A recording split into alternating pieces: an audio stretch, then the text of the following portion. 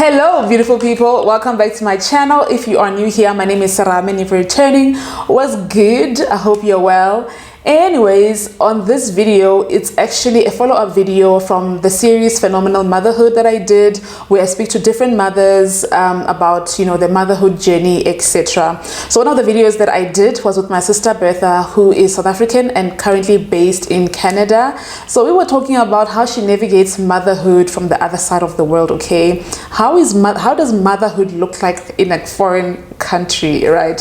So I got a lot of DMs in my Instagram asking me, how did she get to Canada, relocation process, how did she get a Canadian PR, etc, etc. So her and I decided to do a video where we answer all the questions that people have, and hopefully when we get more questions we can just refer them to this video, right? So in this video we're going to be talking about how she got to Canada, how she got a Canadian PR, permanent residency, which is more or less like being a citizen. The only difference is that they don't vote. And yeah, I need to put out a disclaimer that she's not an immigration officer. She doesn't work in the immigration of Canada or South Africa for that matter. She's sharing everything based off her experience and the research she's done about relocating to Canada and acquiring a Canadian PR. So yeah, if you're interested, stay tuned. Bertha, welcome to my channel. Thank you so much for being here. How are you doing? Hi, Serame. Thank you so much for having me. I'm really excited, and I really hope that I'll be able to answer all the questions that your viewers have had with regards to immigration. I'm really happy to be here. Thank you for having me again. It's a pleasure to have you, and I've just been getting a lot of DMs, people asking me about relocating to Canada, and to be honest, I had no answers to them, and I thought, let's do a video and answer all those questions, and because some people have the same questions, right? So Bertha, we need no intro. You are coming here for the second time. I think people, if they want to get to know you better, they should watch part 1 of this video, right? But you are South African and you are based in Canada, right? Now, how does one start with a relocation process to Canada? Did you perhaps use an agent, or someone can just do the process alone? Okay, so in terms of the process, I would like to say that especially for Canada, I don't speak for other countries, I'm only speaking for Canada, that they have simplified the process so much, because I believe that they would like immigrants to come in. So they've made the process so straightforward that anyone can complete the process from start to finish without any assistance. You can literally do everything yourself. And the thing is, some people do use agents. You can choose to use an agent. However, I always say that if you don't qualify, there's nothing that the agent is going to do to assist you to qualify in any case, So if you don't qualify, some agents will tell you upfront that you're probably wasting your time and money. Rather, don't do this. And some agents will just string you along, unfortunately. And and then thousands of dollars later, you realize that this was not the right thing. So, but having said that, some people might need to use agents because their situation is not straightforward, and they might be unsure how to navigate certain things. Like, for example, if you have an elderly child who is who has got special needs, for example, and they are still a dependent, you might not know how to go about that, because that is not a standard case. So an agent might be able to assist you in those situations. And yeah, I did not use an agent, but I did consult with agents to get their opinion and to see which way, which program I should follow. So there was definitely value in connecting with agents to understand the process before I would execute it myself.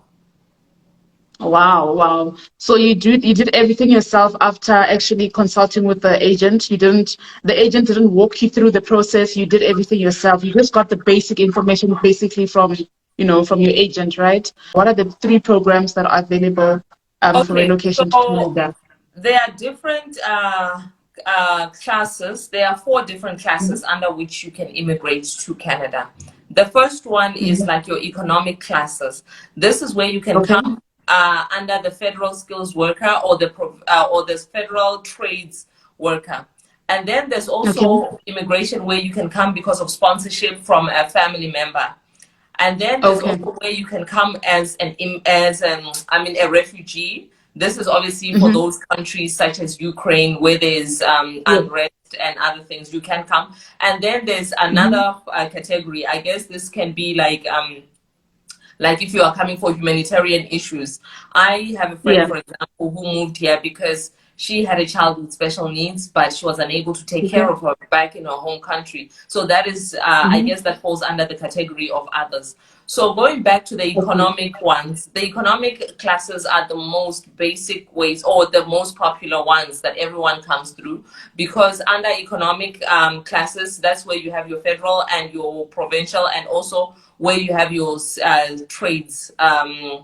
class. So under those ones, in terms of like your federal, the main difference is that between that, the federal skilled workers and the federal trades workers, is that the ones with trades is more for your trades. Things like your Okay. artisans, your boiler makers, your fitters and turners, they would apply under that one, under the trades. And then for federal skilled workers, it's more for professionals. These are like your IT professionals, Okay. your healthcare professionals, and any Mm-hmm. other professionals. And then the provincial ones are also Mm-hmm. considered economic classes, but they are more for the province. Whatever province where there's a shortage, they can decide Mm-hmm. to launch their own program in order to get families with those skills to come and settle in their provinces. Yeah. Okay. Now, which one did you use, and why did you choose that one, that program? Okay, so at the top of our call, you remember that I said that I consulted with two different agents, right? So the Yeah. agents did like kind of like a quick assessment, and they advised me to use the federal skilled workers, because Mm-hmm. that for them was like the program under which I would get the most points, and also like it doesn't have the limitation of saying, for example, I need to settle in a specific province. I would be able to settle Mm-hmm. in whichever province that I choose. Yeah. Okay. Okay. All right. Now, just to clear something out, right? So, would you advise someone that wants to relocate to Canada right now to follow what you did? First, go to an agent to get like a head start, or should someone just go to the Canadian website and do everything themselves? Do you advise someone to use an agent, or rather to Uh, consult with an agent before doing it on themselves by themselves? Well, the truth is, I think all the information that you need is really on the website.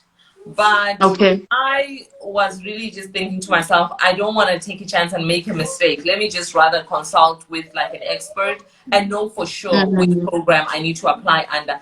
Because the other thing that you must remember, that if you sometimes you find that your application will get rejected, not because you don't qualify, but then you find that you've applied under the wrong program, for example, so I Oh, was okay. not wanting to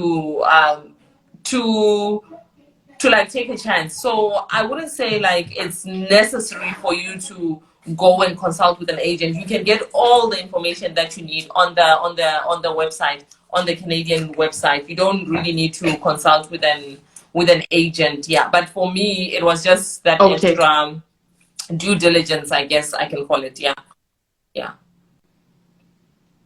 Okay. Now, with the federal skills program, what are the steps that you had to go through for you to get that Canadian PR? The much coveted confirmation of PR email, right? Yes. I think well, I think you saw that I was on a group with lots of other different nationals. Yes.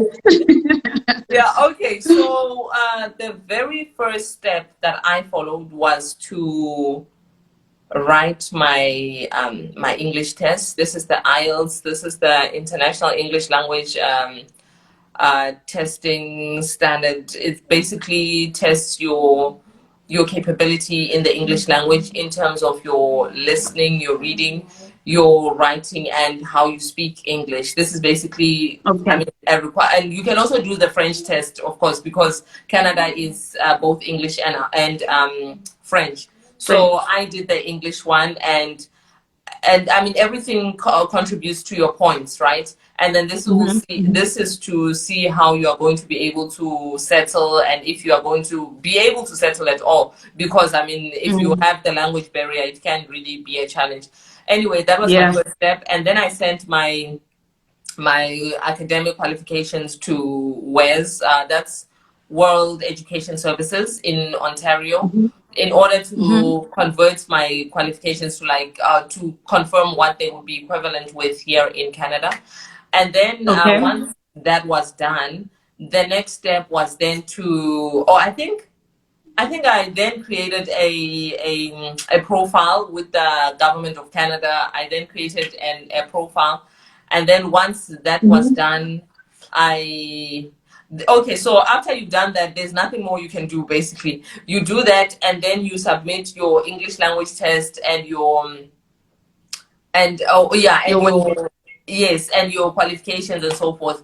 And then once you have I created a profile and you apply, you basically apply and then you wait. You wait for them, because remember, Okay. when you apply, you are all placed within a pool.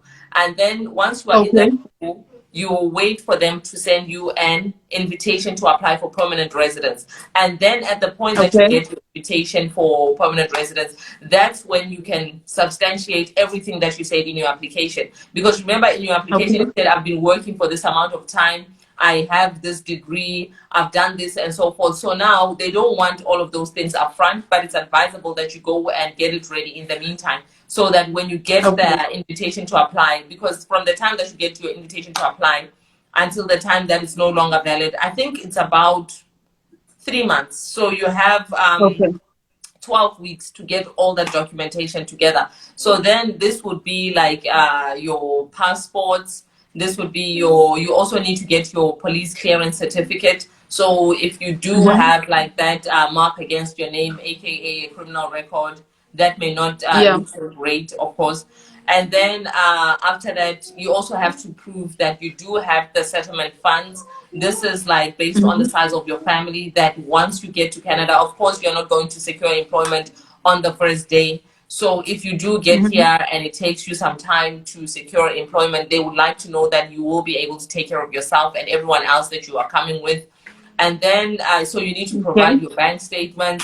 You need to provide those documents. Oh, but then the other thing, when you submit your information to the World Education Services, they actually also send it to Immigration and Citizenship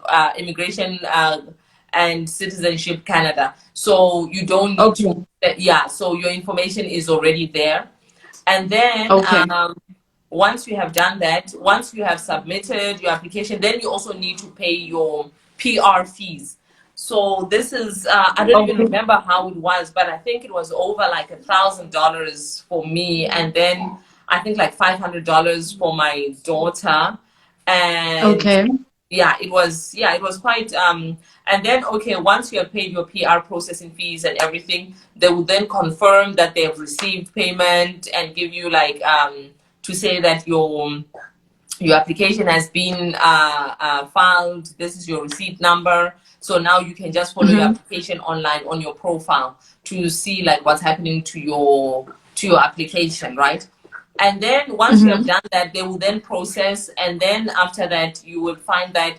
And okay, so the process is not always like the same for everyone, because like I indicated earlier on, that everyone has a different situation. Perhaps you have other issues within your family or whatever, that will also determine which requirements might get generated. So, for Okay. example, then one requirement that comes up for everyone is a medical, of course, because you can actually not be able to come due to medical inadmissibility. They would need to send you in for a medical. So that also, if you keep on checking your profile, you'll find that now you haven't. Oh, they'll actually email you. So you get an email, and Okay. then you can go to. They'll give you a list of doctors, or you can check on the government of website a list of doctors that you can go through to get your medicals Okay. done. And then once your medicals are done, you will, the doctor will actually submit it to them. And then once all of that is done, you will continue to wait. It's literally just a waiting game. Once you have submitted all your documents and everything that is required, it's just a waiting game, and you're just waiting to hear from them then.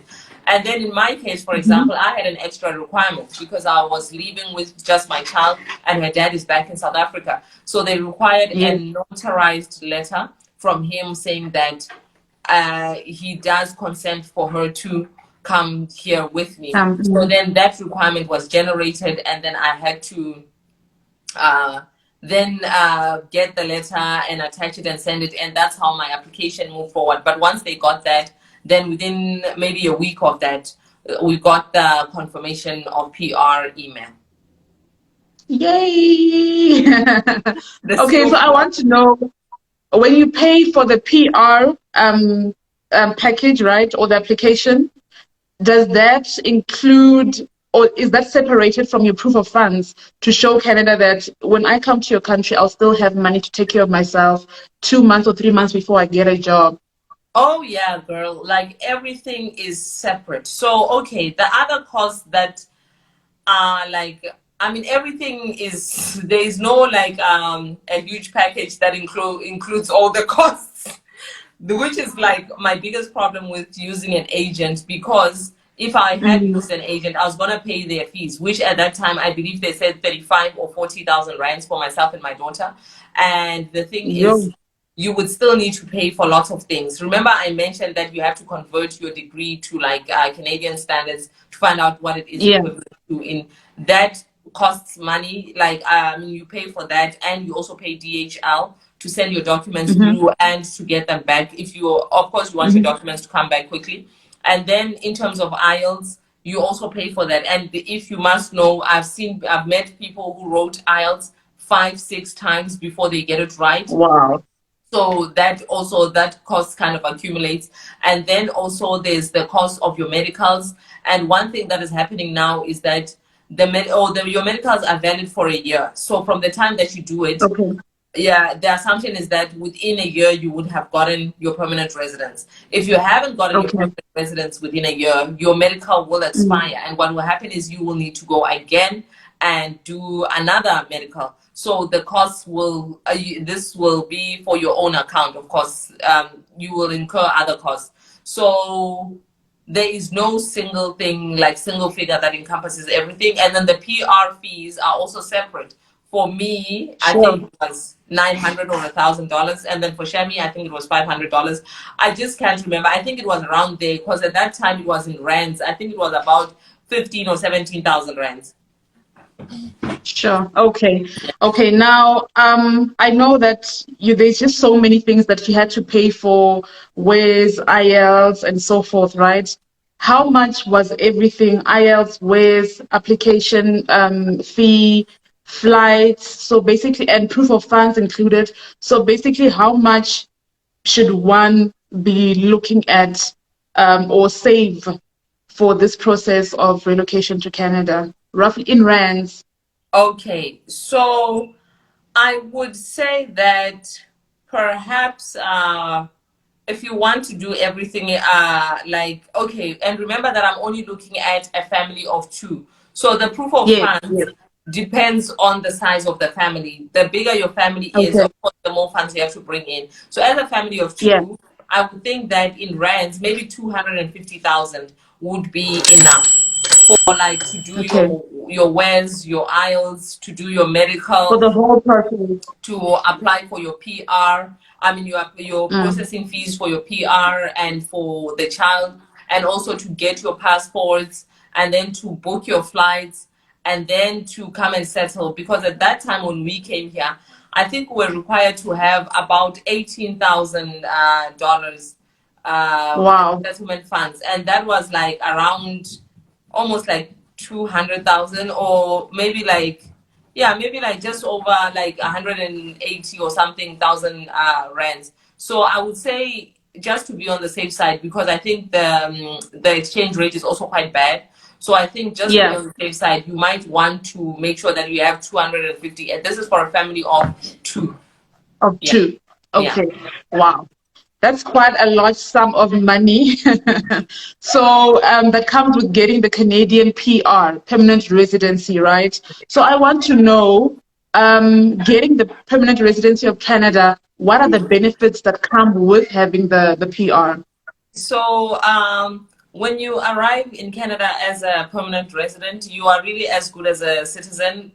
Excuse me, Okay. only that permanent residency expires in 5 years and you enjoy all the benefits, but you are unable to participate in both the provincial and the federal elections. So, Okay. as a permanent resident, you will be able to get your health insurance. Um, After arriving, you have to, there's a waiting period of 90 days, after which you'll be able to get your health card. This allows you to access healthcare services and facilities. If, for example, you get sick and so forth, you would be Mm-hmm. able to go to the hospital without needing any additional insurance. The only thing is that this does not cover your dental stuff. So anything to do with your teeth and with your eyes, this is not covered Mm-hmm. under the national, or rather the provincial health system. You would need Okay. additional insurance for this. So, I mean, Okay. most employers do have that anyway. So, the other thing is that if you have children under the age of 18, they would Mm-hmm. also qualify for what do you call it, for Canada Child Benefit. And then on Mm-hmm. top of that, your children are also like they join as, I mean, they come as like permanent residents, so they can go to school, and that is also tax funded, so you don't pay for school. Wow. However, like the government of Canada is such that even if you are not even a permanent resident, which is against the law for children to not go to school, so that yeah, that's another thing of like coming as a PR, that all those things would be taken care of. I think the main thing is that you cannot vote once you, and Okay. of course you don't have a Canadian passport, right? Before you are Yes. a citizen. Yeah, yeah, yeah. Okay. So basically, education is free Yeah. and healthcare is free. Your child also gets financial benefits every month, right? Yes, yes, she does get That is the Canada Child Benefit, which this is obviously based on the your household income, and then okay. yes, it's not like, remember in South Africa, it's only unemployed people that don't get, and also it's a standard amount of money for everyone. This side it gets Yes. calculated based on your income as an individual or as a family, and then that kind of determines Okay. how much your Canada Child Benefit will be for the year of for the tax year. So Wow. everyone gets like a different amount of money based on their own situation. And then of course, if your children do have special needs, they also get like a disability benefits.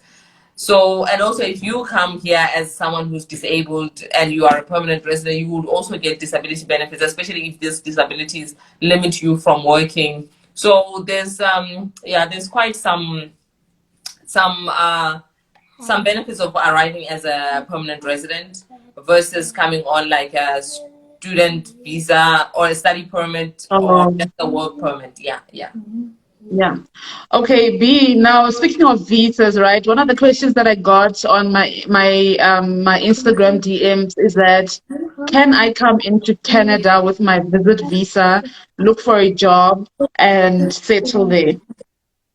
Can someone do that? I think my smile answered you right. Okay, so the thing is, a visitor's visa is like a tourist visa. If you look at it, it's basically for Mm, you to come as a tourist to like to visit the place, and you are mm-hmm. not even allowed to look for work as using a visitor's visa. If they do Okay. catch you doing that, you run the risk of actually being banned for about, I think, 5 years, if not more, because you are breaking Mm-hmm. the law. If you would like to come Okay. specifically to find work and settle, you need, I mean, at the top of our call, we spoke about the different classes. A visitor's visa Yeah. is purely for tourism. So if you have a visitor's visa, it does not, you cannot even find work, let alone work. And one of the questions that came up a lot of times when I was seeking employment was, are you a permanent resident or a citizen? or did you come here on a work permit? So at that point, if, for example, you say, oh no, I'm here on a visitor's visa, that would just kind of like shut down the process. You know, they'll just be like, oh, okay, no, we can't even do this anymore. And you are lucky if they don't actually call Immigration Canada and say, hey, there's someone here trying to secure employment on a visitor's visa. So the short Yeah. answer is no, you should not even try to do that. Yeah. Okay, thank you. Now, another question is that how did you find accommodation? Where did you go basically when you arrived in Canada? Did you have accommodation or did you have to go into a hotel? How did you go about it?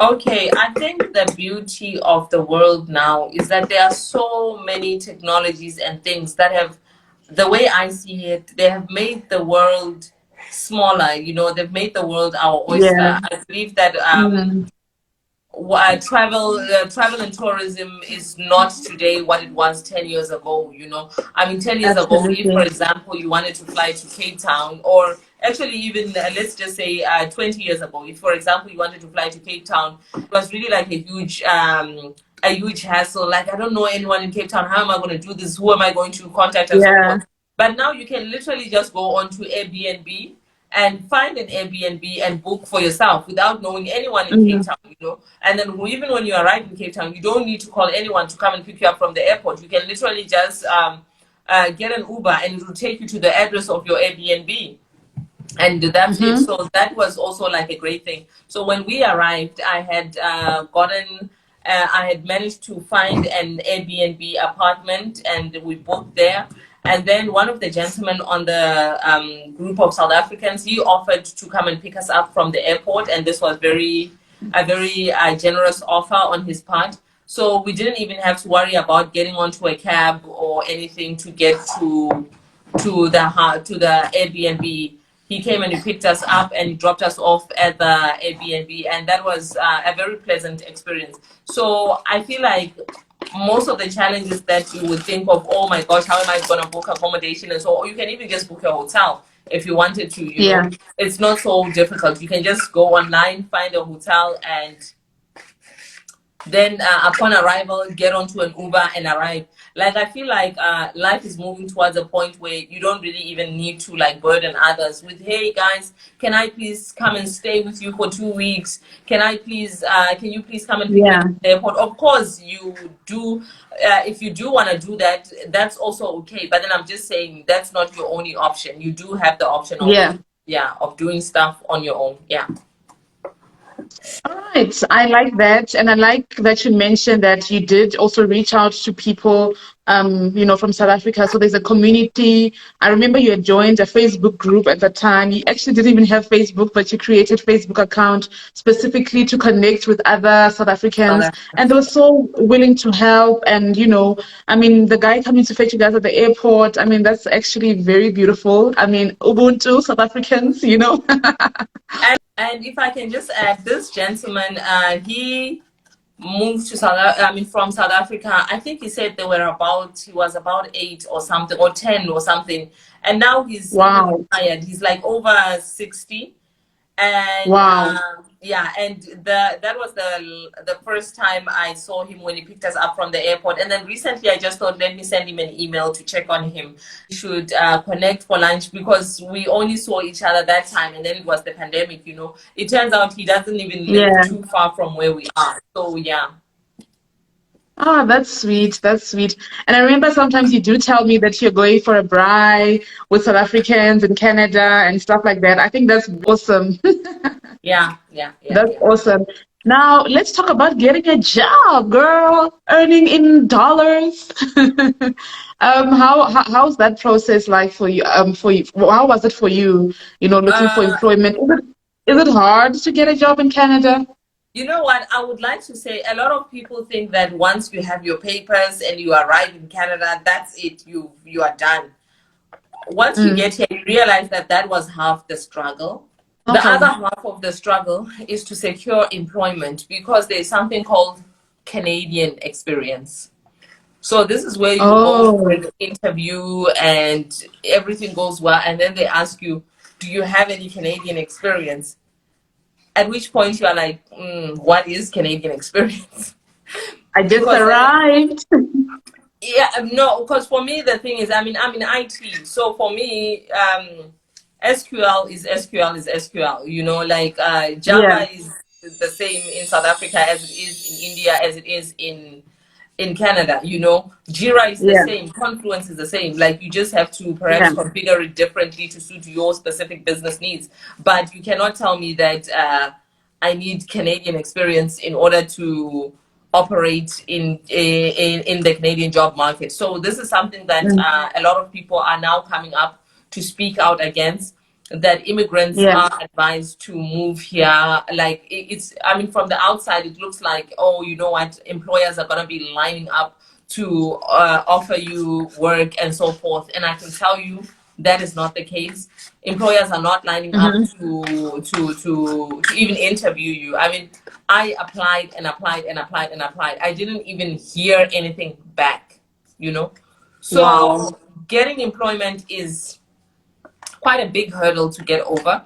But having said that, Mm-hmm. I'll say to you, like, hundreds of thousands, if not millions of families came through from India, from Nigeria, from Asia, from wherever they're coming from, and they went through the same. They eventually were able to settle, and some were able to get back into their field of work. Others were not able to get back into their field of work. I mean, I when I was getting my driver's license, the gentleman who was Mm-hmm. instructing me, he is from Pakistan, and he Mm-hmm. told me that he was a vet back in Pakistan, but he was not able to Wow. crack it here. So he works as an instructor in a driving school, you know. And a Mm-hmm. lot of families from Pakistan, or a lot of people from Pakistan, actually are into the driving school business, you know. So at the end of the day, Okay. everyone's story is different, but I feel like something as big as tech, like if for example you are an IT professional, because tech is so big and it's, I mean, tech Yeah. is everywhere, the industry is massive, right? You will most likely Mm-hmm. be able to get back into your profession. It might take a long time, and sometimes you may even find yourself having to divert and do something in the meantime. I, for example, did work at a school. I first worked Mm-hmm. at a Montessori school, and then I worked at a public school, just, you know, Mm-hmm. assisting while I was searching for work within my field of work. And I mean, eventually I got a job like with the music licensing company as a business analyst. And then after that, Yeah. you literally get recruiters now even inboxing you to say, hey, we are looking for someone. But prior to that, you were chasing after recruiters and they wouldn't even come back to you, like Wow. respond to you. Yeah. So getting work is one of those things. I think, like I said, a lot of people, when you are still in South Africa, you think, ah, you know what? No, now I've gotten my PR. This is it. Once you get your PR, that's where the actual battle starts to try and get employed, Wow. right? But that's not to say that's everyone's story. I actually recently saw a colleague of mine, someone I had worked with at the bank in South Africa, that they joined the same Mm-hmm. bank that I work for. And I actually messaged him and he's like, oh, I didn't know you worked here. And I was like, yeah, I'm Mm. here. And you just joined in. He's like, yeah, I came on the 1st of April. He landed on the 1st of April with his Wow. children. And I guess sometime in May, he started working at the bank. So it's not to Yeah. say everyone's experience is the same, because if you would Yeah. recall, we also came just before the pandemic, which kind of I was made it, about to say. yes, which kind of made it a bit harder. And now, if you must Mm. also like imagine that everyone is trying to, because there was a lot of people that were let go because of the pandemic. A lot of people lost their jobs. Now everybody's trying to get back to their pre-pandemic levels. So now it may Yeah. actually be an easier time to penetrate the market, right? Mm-hmm. Yeah, yeah. Sure. Wow.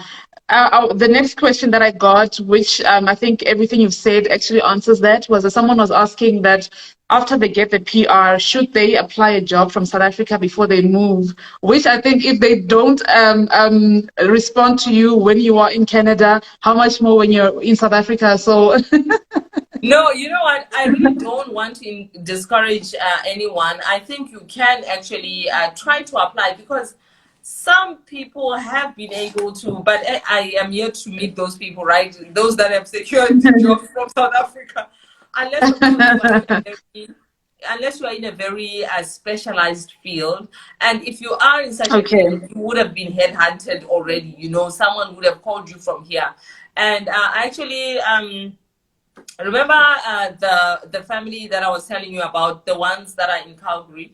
They came because the husband is he a mechanical engineer or a chemical engineer? I don't remember, but he works for like Mm. he's within the oil and the gas industry. So he was actually Oh, okay. headhunted from South Africa. At the time, he worked for Sasol Wow. South Africa, and that's how he came.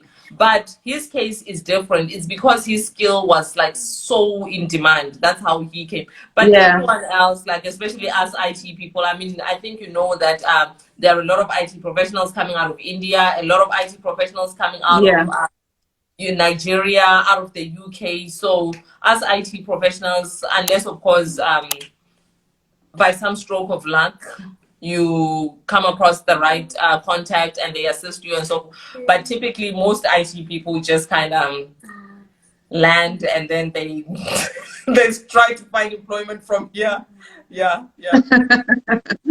Okay, all right, interesting. Now let's go back to the PR process, right? What was the most difficult step during your application Hey, I wouldn't before you say, arrived in Canada? okay, I wouldn't say like the hardest. I would say one that I felt like was, it took up quite a bit of time and then it ended up not Mhm. even being so required, like your work Yeah, experience. Remember, like oh, the other thing that you are required to prove is that, like, for example, if you say I've worked for the past 20 years, you are required to produce that proof. Like this, you would need like a letter, an official letter, I mean a letter on an official letterhead from your previous employers to say that, okay, this is Bertha, she's worked with us for this number of years, these were her duties, this were her hours, and this is how much she was earning and so mm, forth. So this can be a challenge, if you would know, for someone who has changed jobs as many yeah, times as I have, you know, because, and then mm, the other thing is that sometimes your manager or the HR or whoever you were dealing with in the organization has left the organization, and now you are now trying to explain that, oh, I worked here at this period and so forth, and it just yeah, becomes, yeah. So anyway, that for me I found was a bit of an involved step, because I mean I spent so mm, much time on the phone trying to call like lots of different people, and the one of my employers has actually, I don't know if I should say liquidated or just dissolved or something, and now the company is not even sure, there anymore, and you're trying to prove that I used to work here and so forth. Anyway, yeah, um the only thing is that I don't even think like, well, I don't know, but I don't think like ultimately they even required those letters to that extent, you know. I don't yeah, remember a specific point where they were like, I think, okay, I submitted everything as part of the application, but yeah, I don't recall, well, okay, yeah, well, I think it was necessary, because I was gonna say I don't recall them specifically saying, can you please give us a letter from here, because I think they kind of just take your word for it. And I mean, there's also LinkedIn, I suppose maybe they can check on LinkedIn. Well, I don't think they do that, yeah, but I think they kind of just take your word about your word for it, because I mean, why would you lie, right? yeah, yeah. Wow.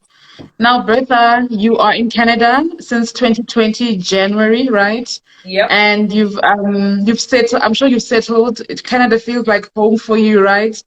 Do you ever have like a little bit of regrets of your relocation journey? Do you feel like, oh, I should have just stayed at home? Do you ever have regrets? No, you know what? I don't have those kind of regrets. I just Mm-hmm. ask myself if there was perhaps a different way, a more, a cheaper way that I could have done this. You know, like for Yeah. example, I have these friends, South Africans. They both work for international organizations. So what they Okay. did, the one is an accounting firm and the other one is like a construction firm. So what they did is that they were with these employers when they were in South Africa. So they basically just took like a transfer, and they arrived with jobs, you know.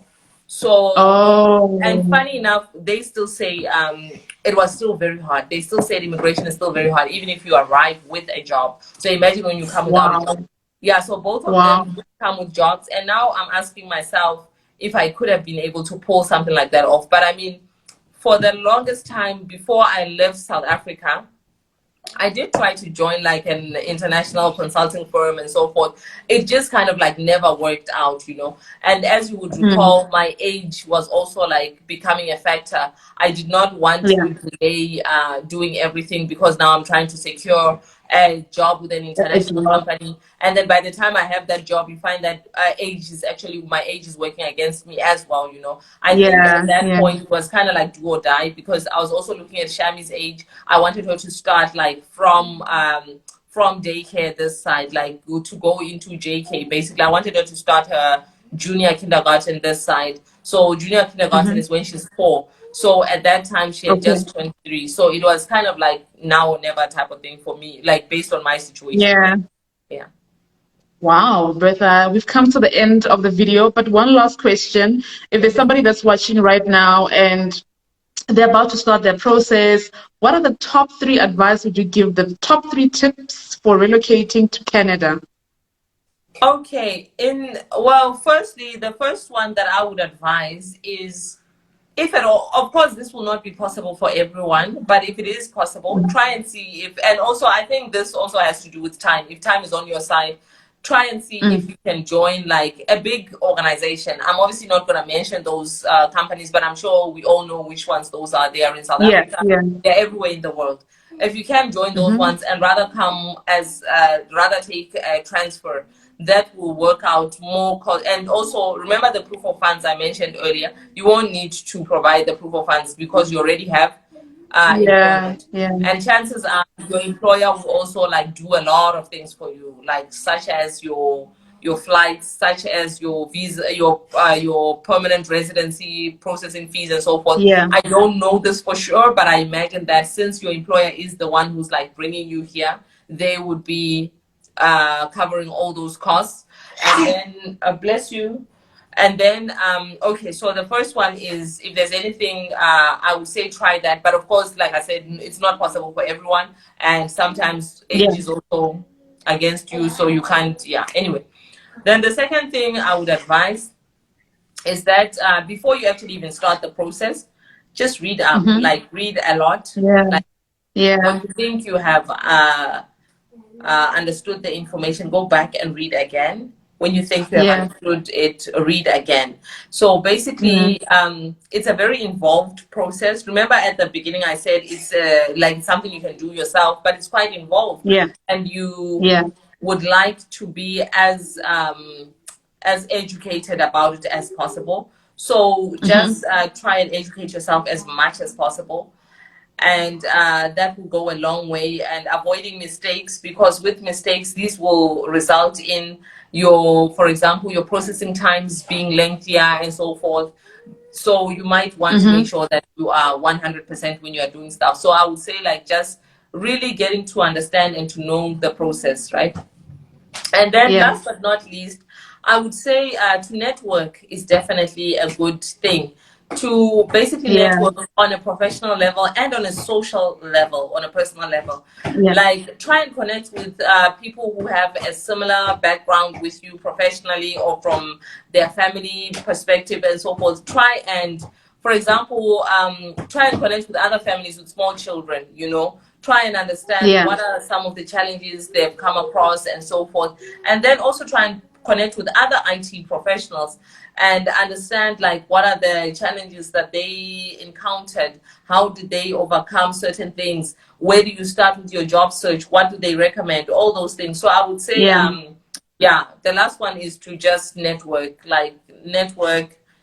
both professionally and personally.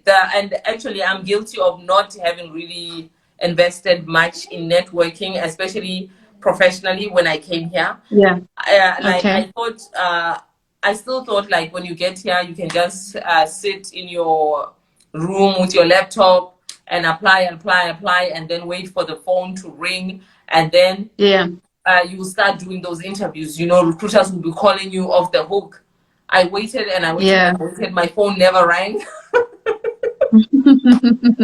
So I kind of started understanding that, okay, it seems like things are different here than back in South Africa, you know. So yeah, so Mm. I would say, yeah, you have to network quite extensively and more like how do I put it, intentionally, you know. Yeah.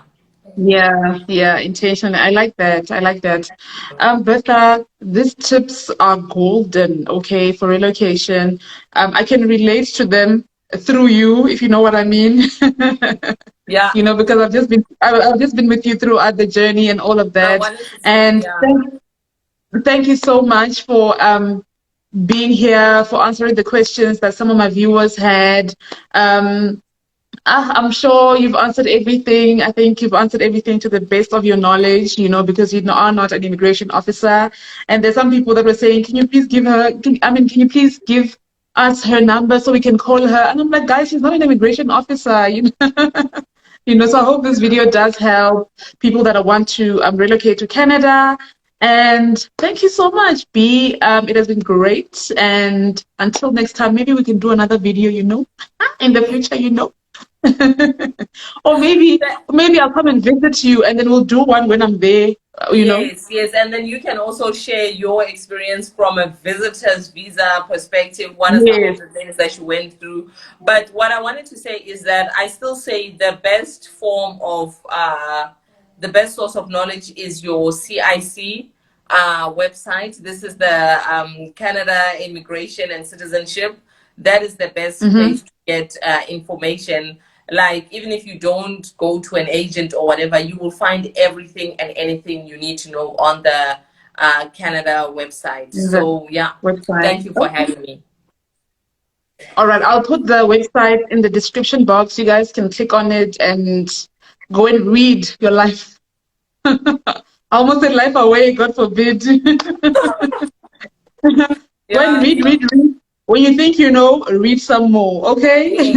yes, Thank yes. you so much, B. Thank you for everyone that joined. I hope we've answered all your questions. Please leave a comment in the comment section, like this video, subscribe, and until next time, bye. Bye.